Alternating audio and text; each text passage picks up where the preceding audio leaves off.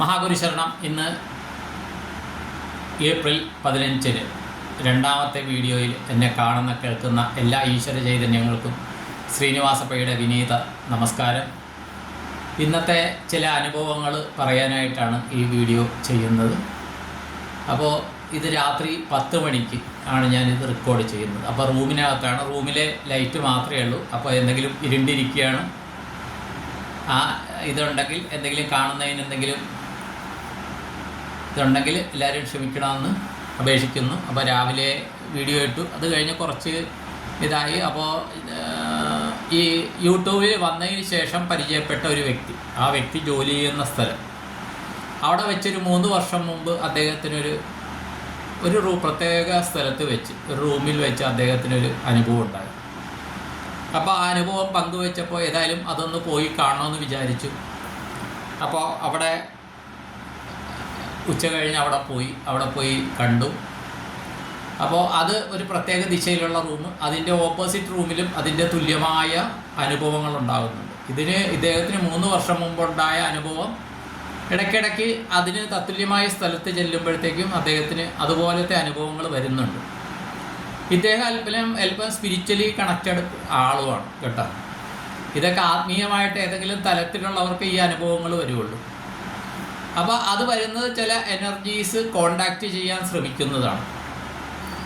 അപ്പോൾ അതിൻ്റെ സംസാരിക്കാമെന്ന് പറഞ്ഞാൽ അതിൻ്റെ ഓപ്പോസിറ്റ് സ്ഥലത്തുള്ള റൂമിൽ പോയിരുന്നപ്പോൾ എനിക്കും അത് ഫീൽ ചെയ്തു. ഞാൻ പറഞ്ഞ അവിടെ നിന്ന് പുറത്തിരിക്കാം, എന്നിട്ട് നമുക്ക് സംസാരിക്കാമെന്ന് പറഞ്ഞ് സംസാരിച്ചു. അത് കഴിഞ്ഞ് 4 വേറൊരു വ്യക്തിയുടെ വീട്ടിൽ നിന്ന് വരാമെന്ന് ഞാൻ നേരത്തെ ഏറ്റിരുന്നു. പക്ഷേ രാവിലെ തൊട്ട് ഒരു പറഞ്ഞ പോലൊന്നും കാര്യങ്ങൾ നടക്കാത്ത രീതിയായിരുന്നു ഇന്ന് ശരിക്ക് എൻ്റെ മേടമാസത്തിലെ ആദ്യത്തെ ചൊവ്വയാണ്. അപ്പോൾ അത് കഴിഞ്ഞ് ഒരു 4 മണിയായപ്പോൾ ഞാൻ ജസ്റ്റ് വാട്സാപ്പൊക്കെ നോക്കിയപ്പോൾ അതിലെ ഗ്രൂപ്പ് നോക്കി. ഒരു ഗ്രൂപ്പിൽ എൻ്റെ ഒരു സുഹൃത്തിൻ്റെ മാതാവിൻ്റെ നിര്യാണം ദേഹവിയോഗം സംഭവിച്ചു. അത് വീട് പറവൂർ വെളുത്താട്ട് ക്ഷേത്രത്തിന് സമീപമാണ് വീട്, വടക്കം പറവൂർ,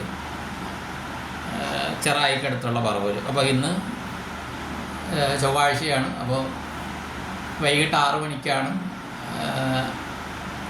ക്രിമേഷൻ എന്ന് കണ്ടുകൊണ്ട് അദ്ദേഹമായിട്ടുള്ള എൻ്റെ common friend mister Ravin Shenoy എന്ന് പറഞ്ഞിട്ടുണ്ട്, അന്ന് ആറ്റുകാൽ പൊങ്കാലയ്ക്ക് ഞാൻ പറഞ്ഞ ആൾ, അദ്ദേഹവും ഫാമിലിയായിട്ട് അവിടെ ചെന്ന് ഇത് ചെയ്തു. അപ്പോൾ സാധാരണഗതിയിൽ ഇങ്ങനെ പോയി കഴിഞ്ഞാൽ, അപ്പോൾ ഞാൻ പറയട്ടെ, ഇന്ന് ഉച്ച കഴിഞ്ഞ് പോയതും ഒരു സോൾ പ്രസൻസ് ആയിരുന്നു. അപ്പോൾ അതിൻ്റെ കാര്യങ്ങളൊക്കെ ചോദിച്ചിട്ട് ആ വ്യക്തിക്ക് കൃത്യമായിട്ടൊന്നും അറിയില്ല. കാര്യം അതൊരു കൊമേഴ്സ്യൽ ബിൽഡിംഗ് ആണ്. അപ്പോൾ അവിടെ ഒരു വാടകയ്ക്കാണ്, കൃത്യമായ കാര്യങ്ങളൊന്നും അറിയില്ല. അപ്പോൾ ഇവിടെ പോയി, അപ്പോൾ ഇദ്ദേഹത്തിൻ്റെ വീട്ടിൽ പോയി. അപ്പോൾ സാധാരണ ഇങ്ങനെ പോയി കഴിഞ്ഞാൽ ആ സോൾ പ്രസൻസ് എന്തെങ്കിലും ഫീൽ ചെയ്യുന്നുണ്ടോ എന്ന് ഞാൻ രഹസ്യമായിട്ട് നോക്കും. അപ്പോൾ ഈ വ്യക്തിയുടെ അടുത്ത് തന്നെ ഞാനും ഒരു അരമണിക്കൂറോളം ഇരുന്ന് ഇത് ചെയ്യുമ്പോൾ, അപ്പോൾ അത് ആ സമയത്ത് എനിക്ക് വന്ന അനുഭവങ്ങൾ, എനിക്ക് കിട്ടിയ കുറച്ച് കമ്മ്യൂണിക്കേഷൻസ്, അത് എൻ്റെ തന്നെ തോന്നലുകളായിരിക്കാം കേട്ടോ. അത് പൂർണ്ണമായും ശരിയാണെന്ന് ഞാൻ അവകാശപ്പെടുകയില്ല, പൂർണ്ണമായും ശരിയായിരിക്കുകയില്ല, അത് ഞാൻ സമ്മതിച്ചു തരാം. പക്ഷേ എനിക്ക് വന്ന അനുഭവങ്ങൾ ഞാൻ സാധാരണ ക്രോസ് ചെക്ക് ചെയ്യും. തിരിച്ചു വരുന്ന വഴിക്ക് ഈ പറഞ്ഞ ഫ്രണ്ടിൻ്റെ അടുത്ത്, ഞങ്ങളുടെ 2 പേരുടെയും കോമൺ ഫ്രണ്ടിൻ്റെ അടുത്ത് ഞാൻ ഈ ദേഹം വെടിഞ്ഞ ആ വ്യക്തിയുടെ ലൈഫിലെ കാര്യങ്ങൾ, കമ്മ്യൂണിക്കേഷൻസ്, ഇതൊക്കെ ഞാനൊന്ന് ചോദിച്ച് മനസ്സിലായി. കാര്യം എപ്പോഴും ഈ സോൾസ് അവർക്ക് അറിയാൻ പറ്റും ആർക്കൊക്കെ കമ്മ്യൂണിക്കേഷൻ, ആരൊക്കെ പിടിക്കും എന്താണെന്ന് അറിയാൻ പറ്റും.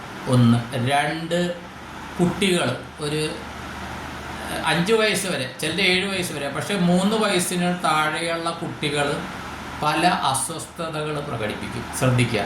ഒരു പക്ഷേ അവിടെ ആൾക്കാർ കൂടിയത് കൊണ്ടായിരിക്കാം, ഒരു പക്ഷേ ഒരാളിങ്ങനെ കിടക്കുന്നു എന്താണ് എന്നുള്ളതായിരിക്കാം. ആ കുട്ടിയുടെ ഉള്ളിലും പലവിധ വിചാരക്കാര്, സബ് കോൺഷ്യസ് മൈൻഡ് ഉണ്ടല്ലോ. സബ് കോൺഷ്യസ് മൈൻഡിൽ ഇത് മുജ്ജന്മത്തെക്കുറിച്ചുള്ള കുറച്ച് ധാരണകളൊക്കെ ഉണ്ടല്ലോ. അപ്പോൾ അതൊക്കെ ആയിരിക്കാം. കുട്ടികളിൽ അസ്വസ്ഥത വരാം. സ്പിരിച്വലി കുറച്ച് എനർജറ്റിക് ആയ ആൾക്കാരിൽ കുറച്ച് അനുഭവങ്ങളൊക്കെ വരാം. മനസ്സിലായി. അപ്പോൾ കുറച്ച് കാര്യങ്ങൾ വന്ന് തിരിച്ചു വരുമ്പോഴത്തേക്കും ഞാനിത് ജസ്റ്റ് അന്വേഷിച്ചു എന്താണ് ഈ കാര്യം. 1-2 പ്രാവശ്യം മാത്രമേ ആ വ്യക്തിയെ നേരിട്ട് കണ്ടിട്ടുള്ളൂ. കൂടുതൽ സംസാരിക്കാനൊന്നും സമയം കിട്ടിയിട്ടില്ല. അത് ഫങ്ഷനാണ് കണ്ടത്, വിവാഹത്തിന് അങ്ങനെ എന്തോ ആണ് കണ്ടത്. അപ്പോൾ ആ കുറച്ച് കമ്മ്യൂണിക്കേഷൻസ് കിട്ടി. ഇനി ഇത് കഴിഞ്ഞിട്ട് രാത്രിയിൽ എന്തെങ്കിലും കിട്ടുമോ എന്നുള്ളത് ഞാൻ പ്രതീക്ഷിച്ചിരിക്കുകയാണ്. അപ്പോൾ നമ്മൾ നമ്മുടെ പഞ്ചേന്ദ്രിയങ്ങളിൽ ശ്രദ്ധിച്ചു കഴിഞ്ഞാൽ നമുക്ക് കുറേയധികം ഇൻഫർമേഷൻസ് പല എനർജി സ്രോതസ്സിൽ നിന്നും കിട്ടും. അത് ചിലപ്പോൾ നമുക്ക് തോന്നലുകളായിട്ടും വരാം, ചിലപ്പോൾ തോന്നലുകളായിരിക്കാം. പിന്നെ നമ്മൾ ക്രോസ് ചെക്ക് ചെയ്യുമ്പോഴായിരിക്കും ഇത് യാഥാർത്ഥ്യമാണോ അല്ലയോ എന്നറിയുന്നത്. അപ്പോൾ ഇന്ന് ഞാൻ സംസാരിക്കാനായിട്ട് എഴുതി വെച്ചതിലെ ഒരു ഇതെന്താണെന്ന് വെച്ച് കഴിഞ്ഞാൽ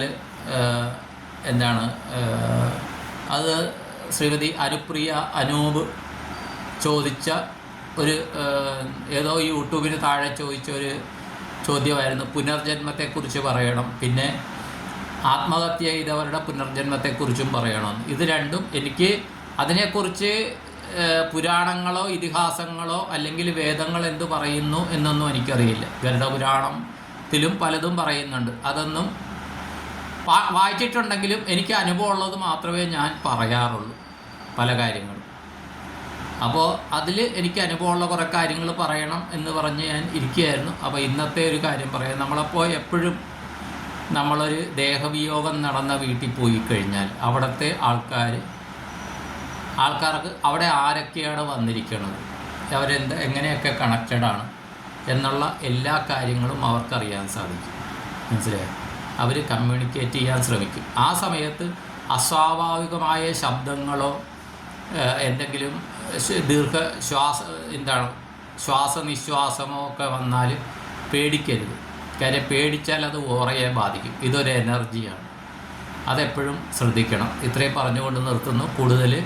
കൂടുതൽ ഡീറ്റെയിൽസ് കിട്ടുമ്പോൾ നാളെ പറയാം കേട്ടോ. അപ്പോൾ ഇന്ന് കുറേ അധികം ആൾക്കാരെ വൈകിട്ട് തൊട്ട് വിളിക്കണമെന്ന് വിചാരിച്ചത് നടന്നില്ല, അതിൻ്റെ തിരക്കിലായിരുന്നു. അപ്പോൾ ഞാനിങ്ങനെ ഇതിൻ്റെ ഈ ഒരു സ്ഥലത്തായിരിക്കും എന്നുള്ള സൂചനയായിട്ട് എൻ്റെ സ്റ്റാറ്റസിൽ ഈ ദേഹവിയോഗം നടന്ന ആ അമ്മയുടെ താരാബായി എന്നാണ് സ്റ്റാറ്റസ് ഞാൻ ഷെയർ ചെയ്തിരുന്നതാണ്. ഫോട്ടോയും ബാക്കി ഡീറ്റെയിൽസും ഞാൻ ഷെയർ ചെയ്തിരുന്നു. കാര്യം അവിടെ പോകുന്നു എന്നറിയാനായിട്ടാണ് ഞാനത് ചെയ്തത്. അപ്പോൾ പലരും വിളിച്ചപ്പോൾ എടുക്കാനൊന്നും സാധിച്ചിട്ടില്ല, ക്ഷമിക്കണം. നാളെ തീർച്ചയായിട്ടും എല്ലാവരെയും വിളിക്കാം. അപ്പോൾ എല്ലാവർക്കും എല്ലാ നന്മകളും ഉണ്ടാകട്ടെ എന്ന് പ്രാർത്ഥിച്ച് സങ്കല്പം ചെയ്തുകൊണ്ട് നിർത്തുന്നു. നിങ്ങളുടെ സ്വന്തം Srinivasa Pai. All the best to all. Thank you all.